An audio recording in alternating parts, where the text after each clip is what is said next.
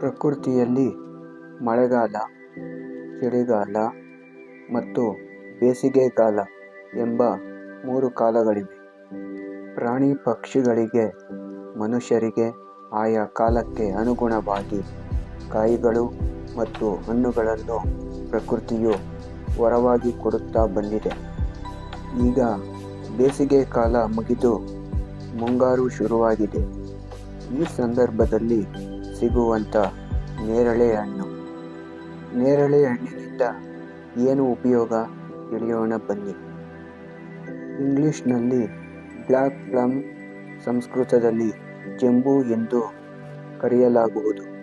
ನೇರಳೆ ಮರದ ಎಲೆ, ತೊಗಟೆ, ಹಣ್ಣು, ಹಣ್ಣಿನ ಬೀಜ ಎಲ್ಲವೂ ಔಷಧೀಯ ಗುಣವನ್ನು ಹೊಂದಿದೆ. ಮಧುಮೇಹ, ಪಿತ್ತದ ವಾಂತಿ, ಋತುಸ್ರಾವ, ಭೇದಿ, ಜ್ವರ, ಶೀತ, ಮಲಬದ್ಧತೆ ಮುಂತಾದ ಕಾಯಿಲೆಗೆ ಉಪಯುಕ್ತವಾಗಿದೆ. ತಜ್ಞರಿಂದ ಮಾಹಿತಿಯನ್ನು ಪಡೆದ ನಂತರ ಔಷಧಿಯಾಗಿ ತೆಗೆದುಕೊಳ್ಳುವುದು ಒಳ್ಳೆಯದು.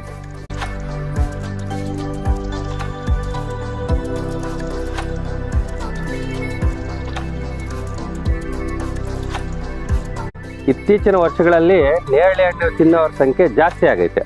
ಈ ಹಣ್ಣಿನಲ್ಲಿ ಔಷಧಿ ಗುಣಗಳು ಇರುವುದರಿಂದ ಜನ ಬಳಸ್ತಾ ಇದ್ದಾರೆ. ಸೂಪರ್ ಆಗೈತೆ. ಇದರಿಂದ ರೈತರಿಗೆ ಈ ನೇರಳೆ ಹಣ್ಣು ಬೆಳೆಯೋದು ಒಂದು ಬೆಳೆ ತರ ಮಾಡ್ಕೊಂಡಿದ್ದಾರೆ. ಅದರಿಂದ ರೈತರಿಗೆ ಒಂದು ಲಾಭದಾಯಕ ಬೆಳೆನೂ ಆಗೈತೆ ಇದು.